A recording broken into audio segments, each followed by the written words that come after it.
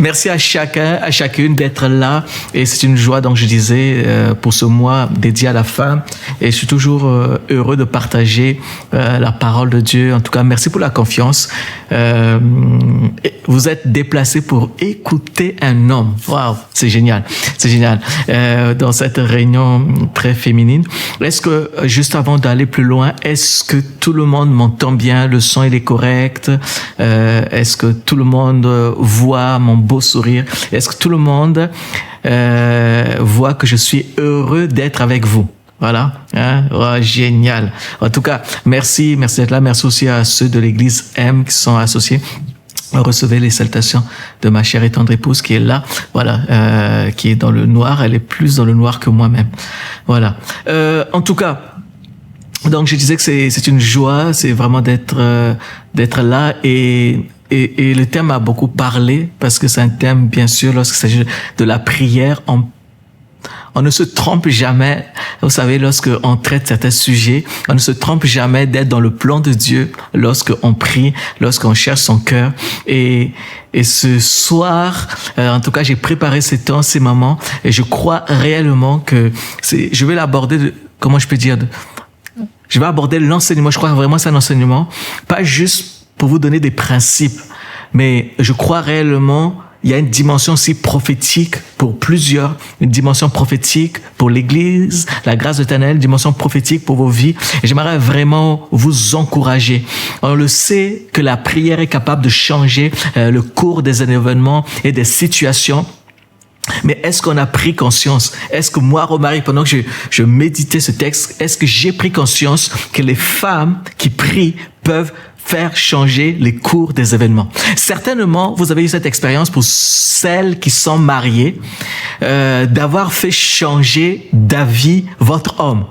Et que des situations dans les églises où l'homme est convaincu de quelque chose, l'homme rentre à la maison, parce que l'homme a parlé avec sa femme, l'homme revient avec une autre pensée, une autre idée. J'ai toujours trouvé ça hallucinant, la capacité de la femme à faire changer la vie d'homme. Mais en fait, c'est dans la femme, dans la conception, Dieu a créé la femme pour faire bouger les choses. Et j'aimerais vraiment qu'on puisse réaliser cela. Et d'ailleurs, j'ai même fait un constat, j'ai pas une statistique claire là-dessus, mais dans toutes les églises où je suis passé, j'ai vu cette capacité de la femme à ramener la paix. Et j'ai aussi vu cette capacité d'une femme à amener la guerre. Regardez dans les églises, dans votre église, je suis sûr que 90%, ça c'est ma stat, 90% des moments de victoire, c'est quand les femmes sont spirituellement en place. Et 90% des moments de tempête, regardez le nombre de problèmes qui ont commencé parce que deux hommes se sont pris la tête.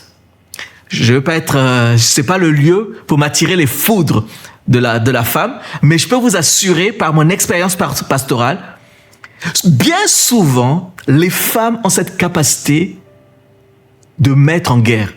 Et les femmes ont cette capacité d'amener la paix. Mais tout ça pour dire quoi?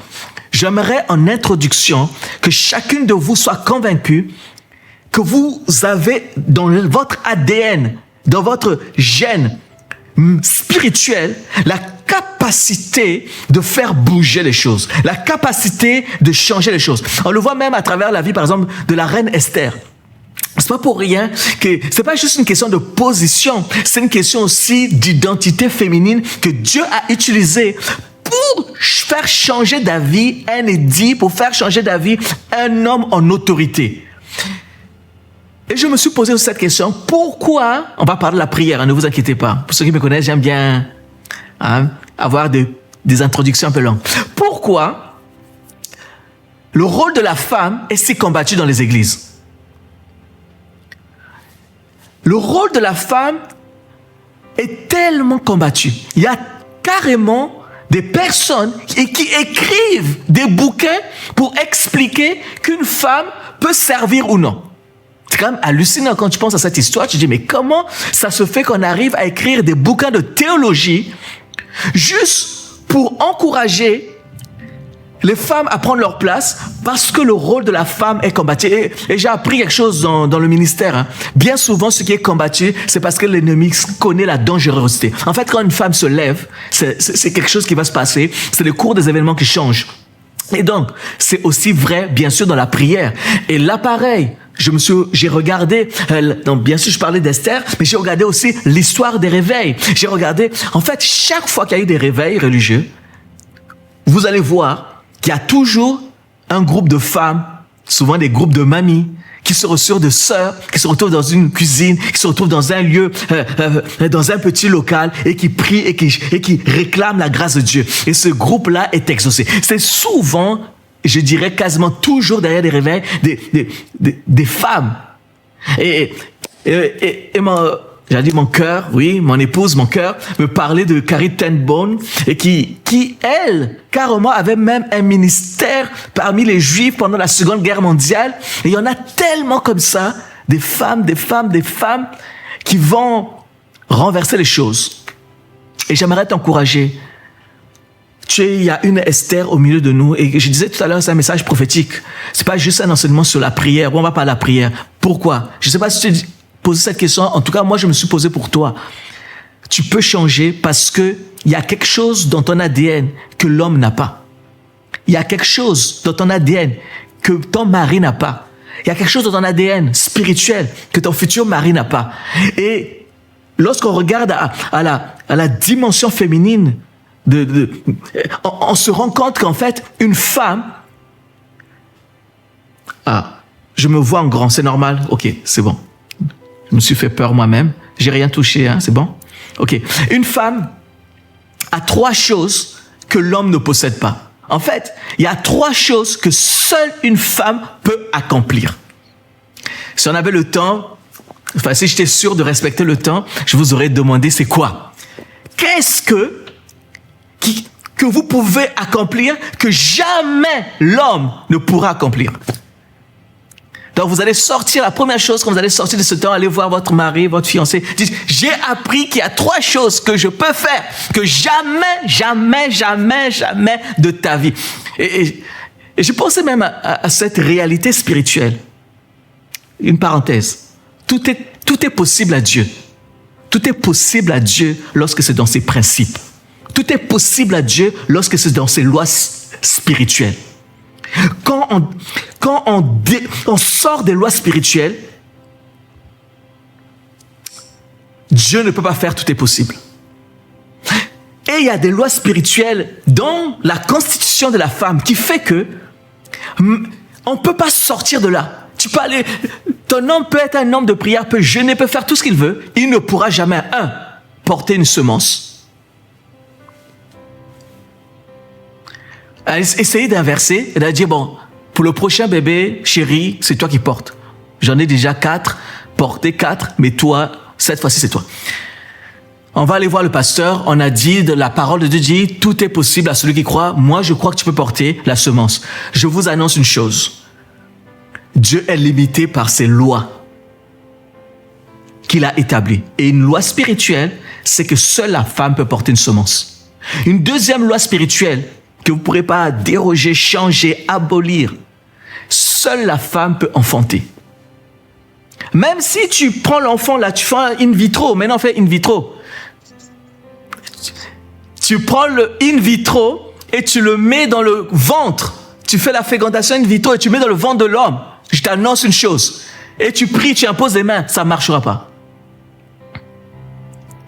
Troisièmement, il n'y a qu'une femme qui peut allaiter. Oh oui, vous allez me dire, maintenant on peut prendre dans le lait de maman, mettre dans le biberon. Mais je parle du vrai allaitement là. Alors, je ne sais pas s'il y a d'autres choses qui existent qu'une seule femme peut faire. Mais au moins, et j'aimerais connecter ces 3 domaines à la prière. Donc, seule la femme peut porter une semence. Seule la femme peut enfanter, seule la femme peut allaiter. Rien que ça fait de toi une personne spéciale. Ça fait de toi une personne unique. Ça fait de toi quelqu'un que Dieu a designé pour quelque chose. Vous savez, le monde naturel est une image de ce qui se passe dans l'esprit, dans le monde spirituel. Si dans le naturel, seule la femme peut porter une semence, si dans le naturel, seule la femme peut enfanter. Et si dans le naturel, seule la femme peut allaiter, alors, certainement, que dans la vie de prière et dans notre relation avec Dieu, ces trois dimensions-là peuvent donner à la femme une autorité particulière. Et on va le voir aujourd'hui. Même face à la stérilité, comme seule la femme peut enfanter, comme seule la femme peut allaiter, même face à la stérilité, la prière d'une femme peut changer les cours des événements.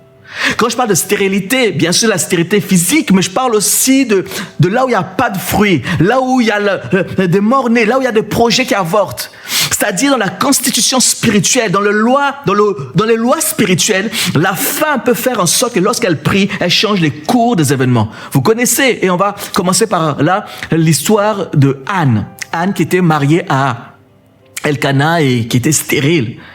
Et qui avait notre femme, Elkana avait notre femme, Pénina, qui n'arrêtait pas de venir et de dire tellement de choses. Toi tu es stérile. La Bible dit, elle l'a mortifiée. Face à la stérilité, la réponse de Anne sera la prière. Et on vient maintenant à notre sujet. Une femme de prière. Une femme de prière est une femme qui prie face à la stérilité. Une femme de prière est une femme qui prend ses responsabilités et qui ne tolère pas la stérilité et qui rappelle au diable, j'ai été créé pour enfanter, j'ai été créé pour donner naissance, j'ai été créé pour libérer la vie. En moi, je peux porter une semence, en moi, je peux enfanter, en moi, je peux allaiter. Alors, je refuse la situation de stérilité, je refuse ce manque de travail, je refuse ce manque d'enfantement spirituel, je refuse ce blocage et je me mets à prier. Et Elkana, pour sa situation, va prier. Et bien entendu, Anne représente ces femmes-là qui vont commencer à prier pour combattre l'esprit de stérilité. Je ne sais pas qu'est-ce qui ne marche pas. Et je te dis que je suis venu avec un message prophétique pour toi. Je ne sais pas qu'est-ce qui ne marche pas dans ta vie, mais j'aimerais vraiment t'encourager que par la prière, tu peux réellement renverser cet esprit de stérilité. Donc, on va lire 1 Samuel 1:10, j'ai essayé de faire de vidéo quelque chose, j'espère que ça a marché. Vous pourrez peut-être suivre à l'écran. Ah oui, moi c'est Romary Ganga, je ne me suis pas présenté, c'est quand même important. Désolé, Romary Ganga, pour ceux qui ne me connaissent pas, pasteur Romary Ganga, je suis à l'église de Toulon, l'église M. Voilà. C'est comme quoi c'est bien de mettre quand même les titres et le nom, ça permet de savoir qui on est, soi-même qu'on oublie. Bon, bref, 1 Samuel 1, verset 10. Donc la Bible dit, et l'amertume dans l'âme, Anne pria l'Éternel et versa des pleurs. Elle fit un vœu en disant, Éternel des armées, si tu daignes regarder l'affliction de ta servante, si tu te souviens de moi et n'oublie point ta servante. Oh Jésus. Et la Bible dit, lorsqu'on lit un peu plus loin, je crois que je ne l'ai pas mis, elle va dire, si tu donnes à ta servante un enfant mâle, je le consacrerai à l'Éternel pour tous les jours de sa vie. Et la Bible nous dit, au verset 20, dans le cours de l'année, Anne devint enceinte et elle enfanta un fils qu'elle nomma Samuel, car dit-elle, je l'ai demandé à l'Éternel. Dans le cours de l'année, premièrement, j'aimerais te dire, tu peux devenir enceinte. Tu peux devenir enceinte. Tu peux devenir enceinte. Stérilité depuis des années, tu peux devenir enceinte. Le projet n'avance pas, tu peux devenir enceinte. Ça ne prend pas, tu peux devenir enceinte. Tu peux enfanter. Et j'aime bien la précision. La Bible aurait pu juste dire, dans le cours de l'année, elle enfanta.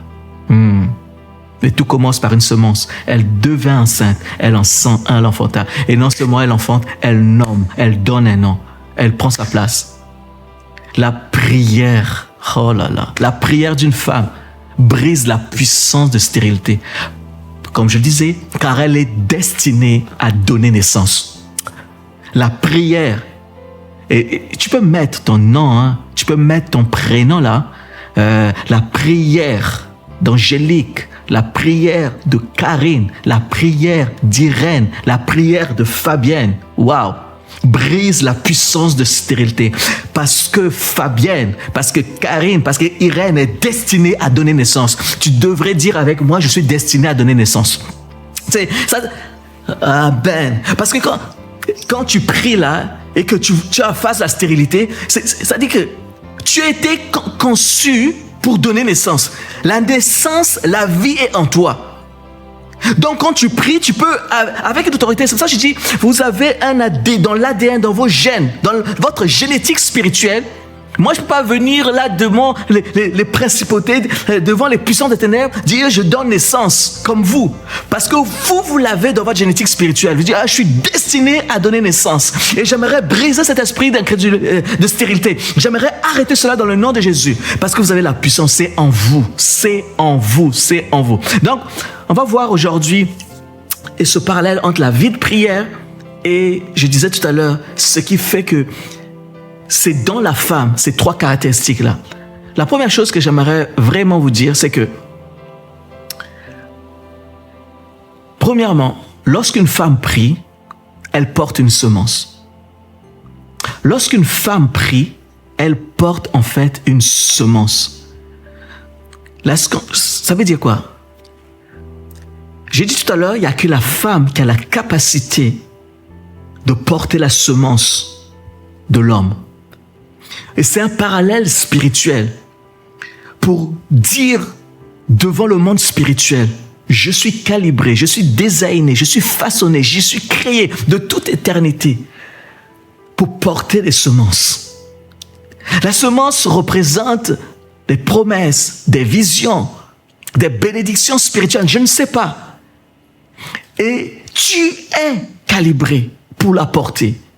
Et ça m'a fait penser à, et je vais développer cela au fur et à mesure. Ça m'a fait penser à Anne, la prophétesse, vous savez, dans le Nouveau Testament, dans la vie de Jésus. Il nous est parlé de Anne dans Luc 2, verset donc 36. On lit Luc 2, verset 36. Je crois ça s'affiche aussi, oui. Il y avait aussi une prophétesse Anne, fille de Phanuel. Ça, c'est juste après qu'on ait présenté l'enfant Jésus, de la tribu d'Aser. Elle était fort avancée en âge. Elle avait vécu 7 ans avec son mari depuis sa virginité. Restée veuve et âgée de 84 ans, elle ne quitta pas le temple. Elle servait Dieu nuit et jour, dans le jeûne et dans la prière. Étant survenue, donc elle était là, une femme de prière. Étant survenue, elle aussi, à cette même heure, elle louait Dieu. Elle parlait de Jésus à tous ceux qui attendaient la délivrance de Jérusalem. Elle parlait de Jésus à tous ceux qui attendaient la délivrance de Jérusalem. Pourquoi j'ai fait ce lien avec la femme qui prie et qui porte la semence? Comprenez bien. Anne était une prophétesse. Elle priait, elle était là dans le temple, elle jeûnait, elle priait. On vient présenter, nous on connaît l'histoire biblique, mais mettons-nous dans le contexte, on vient présenter Jésus dans le temple et tout ça. Et cette femme commence à louer Dieu, et commence à dire de ce Jésus qu'on a présenté, c'est le Jésus qu'on attendait, c'est celui-là le Messie, c'est la délivrance de Jérusalem. C'est-à-dire que comme elle portait la semence en elle, elle a pu discerner en Jésus celui qui allait sauver l'humanité, celui que Israël attendait, parce qu'elle servait le Seigneur dans le jeûne et la prière. Quand tu es dans la prière, tu portes une semence qui t'ouvre les yeux pour voir l'espérance et pour parler espérance. Elle louait, elle parlait de Jésus à tous ceux qui attendaient la délivrance. J'insiste là-dessus parce que pour nous, on lit ça vite. C'est normal de parler de Jésus. Je vous rappelle, elle vient de voir un bébé. Mais elle parle de ce bébé Jésus à tous ceux qui attendaient la délivrance. C'est-à-dire que quand tu es une femme de prière, tu comprends tellement la dimension de la semence. Tu n'as pas besoin de voir le fruit, mais tu vois le potentiel dans la semence. Tu n'as pas besoin de voir encore la chose arriver dans le naturel, mais tu vois déjà la semence. Parce que tu es tellement habitué à porter la semence, et tu es tellement habitué à voir cette semence grandir et porter du fruit, que tu discernes dans la semence la capacité de produire la vie. En fait, la femme qui prie, j'ai noté quelque chose qui est pas mal. C'est ça que j'ai noté, oui. La femme de prière porte en elle une semence de vie capable de percevoir ce que les autres ne peuvent voir. Elle devient porteuse d'un message d'espérance et de délivrance. C'est juste énorme. Parce que Anne se tenait dans le temple, son langage changé parce que son langage était connecté à la semence de la vie. L'ennemi a perverti cela, chères sœurs, dans votre vie. Parce que je disais tout à l'heure, beaucoup de problèmes naissent à cause des femmes qui parlent mal. Pourquoi? Parce que l'ennemi a perverti et veut pervertir votre capacité à libérer la semence de vie par votre bouche. L'ennemi utilise un principe spirituel. Il sait que la langue d'une femme est dangereuse, plus dangereuse encore que la langue d'un homme. Et même Paul va le dire à Timothée, fais attention, hein, n'écoute pas trop les discours des femmes qui parlent trop. Pourquoi il ne dit pas des hommes qui parlent trop? Parce que c'est une caractéristique féminine. La femme parle beaucoup. Mais je prie que tu sois connu pour parler beaucoup, pour libérer la vie. Que tu sois connu pour parler, pour libérer la joie. Que tu sois connu comme Anne, pour libérer l'espérance et la délivrance. Même là où les gens voient qu'un simple bébé, parce que tu es une femme de prière, tu vas voir la semence de vie. Même là où les hommes vont mépriser le bébé, toi tu vas parler de la promesse, parce que tu l'as vu en vision. Parce que tu es une femme et tu sais reconnaître le potentiel de vie. Tu sais reconnaître le potentiel de la promesse. Tu sais reconnaître le potentiel de la gloire. Tu sais reconnaître le potentiel de la grandeur. Tu sais reconnaître le potentiel de la bénédiction. Ne méprise pas la capacité que Dieu t'a donnée pour voir au-delà de la semence. Oh, une femme qui prie porte une semence de vie. Une femme qui prie porte une semence de joie. Une femme qui prie porte une semence d'espérance. Mais attention! Le sujet, c'est une femme qui prie. Mais une femme qui ne prie pas portera un message de désespoir. Une femme qui ne prie pas portera un message de la loose totale. Une femme qui ne prie pas portera un message de découragement. Oh femme, lève-toi, prie, jeûne, prie, sois comme Anne et accepte de libérer le message que Dieu veut donner. Parce que si tu es une femme, c'est que ta langue doit servir pour la vie. La prière fervente et persévérante est une semence qui va renfermer la vie. Et en son temps, cette vie finira par éclore et se manifester. C'est ça, la femme qui prie. Tu pries pour un sujet, tu ne vois pas encore, je t'encourage. Il y a une semence, tu sèmes. Ça finira par pousser parce que tu es appelé à libérer la vie. Tu es appelé à faire naître. Donc, sème par la prière. Alléluia, gloire à Dieu. Moi, je me suis encouragé parce que je dis, je suis un homme. Alors, j'imagine que vous êtes tellement encouragés. Amen, amen. Voilà, ça c'est... Voilà, amen. Yes. Donc, je peux continuer à parler aux femmes.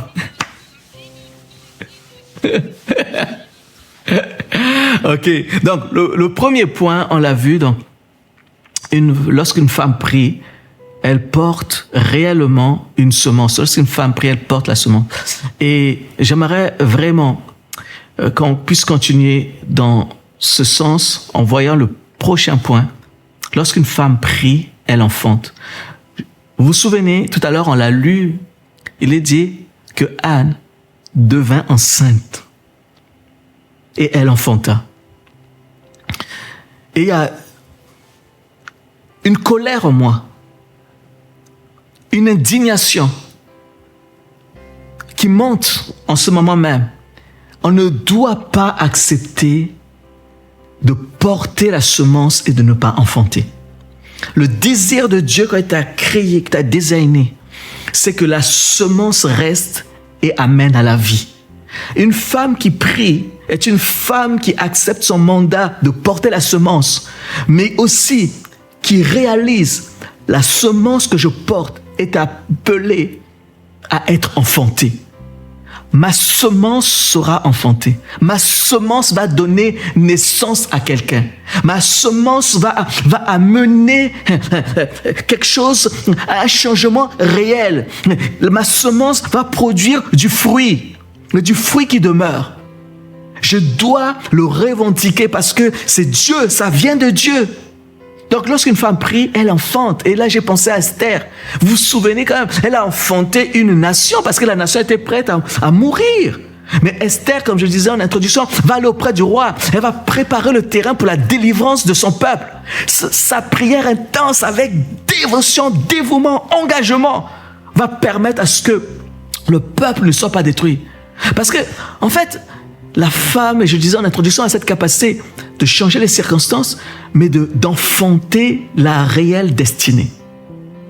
Et quand l'ennemi veut venir enfanter une destinée qui n'est pas alignée avec celle de Dieu, une femme qui prie fait changer le cours des événements. C'est pour ça que je vous invite, les sœurs, les femmes, priez. Et moi, je crois que quand une église est en prospérité, c'est parce que les femmes ont donné naissance à la prospérité. Quand une église vit une croissance, parce que les femmes ont donné naissance à la croissance. Quand une église vit son moment de gloire, parce que les femmes ont enfanté et sont venues devant le trône de Dieu et ont combattu des Aman qui voulaient détruire, et ont combattu le prince de ce monde qui voulait arrêter, et ont combattu le prince de ce monde qui a mis un décret. Oh, femmes, l'enfantement nous parle du renversement du décret satanique. L'enfantement nous parle de ce que tu es appelé à être versus ce que l'ennemi est en train de faire. Peut-être que tu discernes pendant que je prêche des situations, tu le savais peut-être avant, mais tes yeux s'ouvrent et ton entendement est en train de s'ouvrir et tu commences à discerner des œuvres, des points où tu vois réellement que c'est l'ennemi qui veut enfanter quelque chose. Mais toi, tu viens, tu dis, même s'il y a un décret, et tu viens renverser par la prière. Tu viens renverser par la prière. Tu viens renverser par la prière. Mais cela ne s'est pas fait sans douleur. Hein?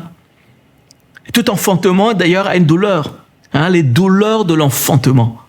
Les douleurs de l'accouchement. C'est tellement intense, j'ai fait quelques recherches, j'avais entendu ça. Les hommes ne pourront même pas les supporter. Mais pourquoi? Pourquoi les hommes ne peuvent pas supporter ces douleurs? Mais en fait, c'est vrai et faux. C'est vrai que les hommes ne peuvent pas supporter, mais c'est faux dans le sens où les hommes, en fait, ne le supportent pas parce qu'il n'y a pas dans leur mécanisme la création de certaines choses, notamment de la libération de l'endorphine. Qu'une femme qui souffre dans la douleur libère cette endorphine pour alléger une certaine douleur. Je n'ai pas dit que vous ne souffrez pas, madame. Hein? N'allez pas dire, ouais, le pasteur Romaric a dit, l'enfantement se fait sans douleur. Je dis ceci. Dieu vous a créé pour porter cette douleur. Il vous a tellement bien créé que vous libérez quelque chose que l'homme ne libère pas dans la douleur. Vous libérez, pendant l'enfantement, l'endorphine qui va atténuer. Tout ça pour dire quoi? Que même la femme, dans l'enfantement, Dieu l'a créée de telle sorte qu'elle puisse supporter une certaine douleur.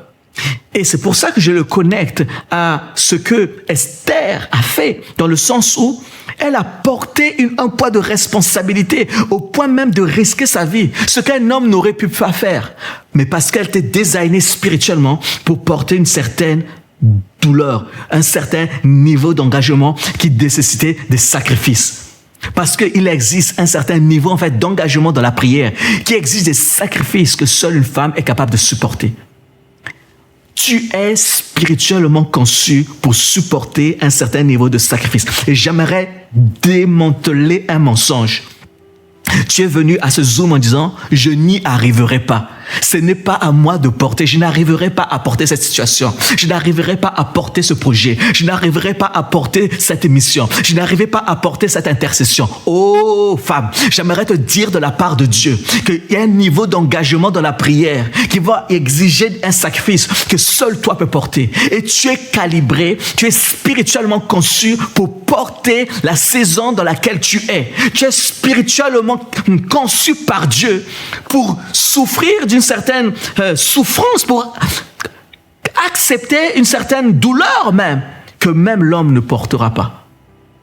Que même l'homme ne supportera pas. Dans la prière, tu es appelé à être différente. Et je crois réellement que Dieu veut parler à cette femme. Dieu veut parler à une femme qui est peut-être découragée d'avoir des contractions, qui est peut-être découragée d'avoir des douleurs, mais tu es prête à enfanter. Parce que les douleurs de la prière, ce sont comme des contractions spirituelles avant la naissance d'un miracle. C'est une image pour te dire, persévère dans la prière. Oh, je prie, je ne vois rien. Oh, j'ai jeûné, je ne vois rien. Les jeûnes, c'est pas agréable, hein. Le jeûne, c'est pas du tout agréable. Mais continue, continue, continue. Et Dieu me charge de dire, alors que tu jeûnes, alors que tu souffres, alors que c'est compliqué, mais tu es en train de vivre des contractions spirituelles avant la naissance d'un miracle. Avant la naissance d'un miracle. Est-ce que quelqu'un peut le recevoir? Je vais terminer avec un dernier point parce que si on veut prendre un temps pour prier. Et le dernier point est tout simplement connecté à ce que j'ai dit tout à l'heure. Donc on a dit, seule une femme peut porter une semence. Seule une femme peut enfanter. Et vous vous souvenez le dernier point? Seule une femme peut allaiter. D'accord? Lorsqu'une femme prie, elle allaite. L'allaitement, c'est ce qui va nourrir l'enfant. La prière, c'est ce qui nourrit une promesse. La prière, c'est ce qui nourrit ce que Dieu t'a dit. La prière, c'est ce qui nourrit, qui ramène l'encouragement là où il y a le découragement. La prière, c'est ce qui va faire grandir l'enfant. La prière, et parfois, on a passé de l'étape de la semence à l'enfantement et on oublie d'allaiter. C'est bizarre. Dans le naturel, tu ne laisseras jamais ton enfant sans allaitement. Femme, tu as une semence. Tu as porté l'enfant. L'enfant est né, le projet est né. Ça ne marche pas. Tu dis ça ne marche pas. Mais est-ce que tu as pensé à allaiter dans la prière? Est-ce que tu as pensé à nourrir dans la prière? Est-ce que tu as pensé à donner des vitamines dans la prière? Et là, j'ai pensé à cette femme cananéenne là, qui va venir devant Jésus, qui va dire, Seigneur, fils de David, aie pitié de moi. Ma fille est cruellement tourmentée par un démon. Et Jésus va dire quelque chose de terrible. Il va dire, ben non, mais moi, j'ai pas été envoyé pour les brebis perdues. J'étais envoyé pour le peuple d'Israël. Waouh! J'ai pas été envoyé, pour les païens. J'étais envoyé pour le brebis perdu de la maison d'Israël. Et cette femme va prier, va crier, et va dire, oui, Seigneur, mais les petits chiens mangent les miettes qui tombent de la table de leur maître.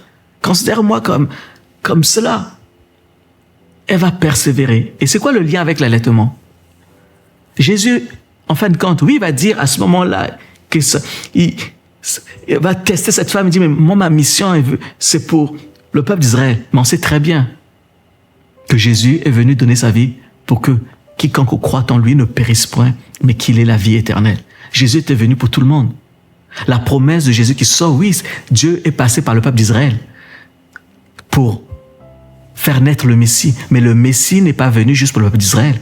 Le Messie est venu même pour le non-juif. Et je me dis, waouh, cette femme, en intercédant, va au-delà des circonstances, mais prend la promesse du Messie et la fait sienne par la prière persévérante.